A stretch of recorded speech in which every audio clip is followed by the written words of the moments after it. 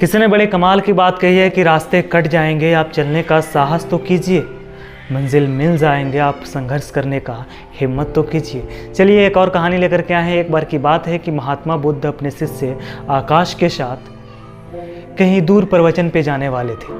अपने आश्रम से सुबह में निकले अपने शिष्य के साथ लेकर के और चल दिए।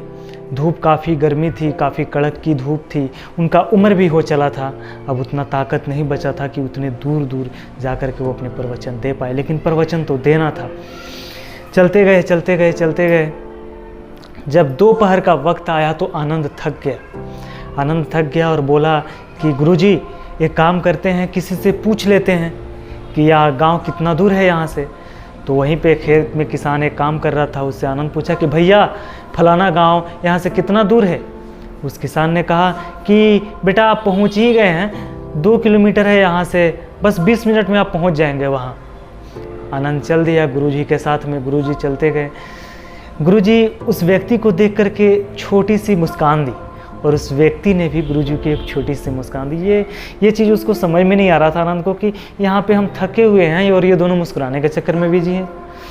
फिर चलते गए 2 किलोमीटर और आया तो आनंद बोला कि गुरुजी किसी से एक बार और पूछते हैं कि कितना दूर है यहाँ से गाँव। वहीं पर एक लकड़ी की गठरी लेकर के एक बूढ़ी अम्मा आ रही थी। उनसे आनंद पूछा कि अम्मा फलाना गांव यहाँ से कितना दूर है। उस बूढ़ी अम्मा ने भी यही कहा कि बस बेटा 2 किलोमीटर है, बस अब आप पहुँच जाएंगे, अब आ ही गए हैं, अब आप पहुँच जाएंगे। गुरुजी उस बूढ़ी अम्मा को देख करके छोटी सी मुस्कान दी और उस अम्मा ने भी छोटी सी मुस्कान दी। ये चीज़ आनंद को समझ में नहीं आ रहा था कि ये लोग कर क्या रहे हैं। चलता गया आनंद चलता गया गुरुजी के साथ में। फिर कुछ देर बाद जब नहीं आया गांव तो फिर एक व्यक्ति से आनंद ने पूछा कि भैया फलाना गांव यहाँ से कितना दूर है, कब तक आ जाएगा।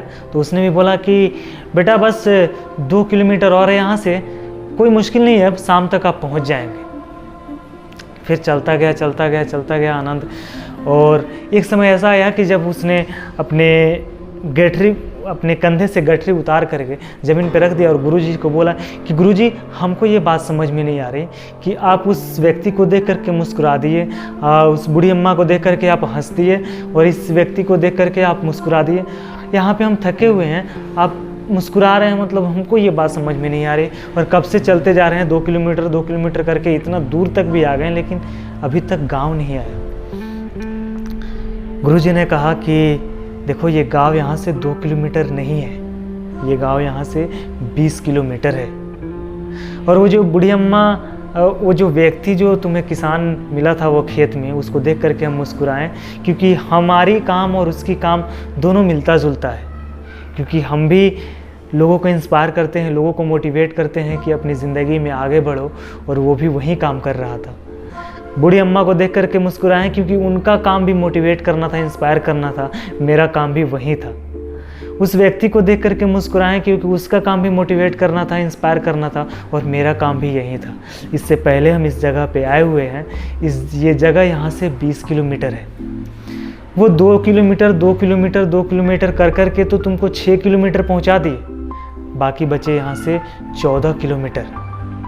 अगर वहीं पे तुमको बता दिया जाता कि 20 किलोमीटर है तो तुम शायद ये 6 किलोमीटर का एरिया भी पार नहीं कर पाती। अभी यहाँ से ये गांव 20 किलोमीटर है। एक काम करो, थक गए हो तुम भी, हम भी थक गए हैं, आज की रात यहीं पे विश्राम करते हैं, कल सुबह यहाँ से फिर निकलेंगे।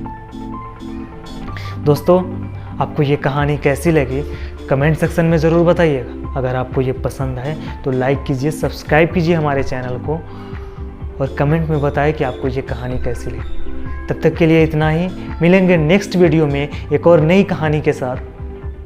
शुक्रिया।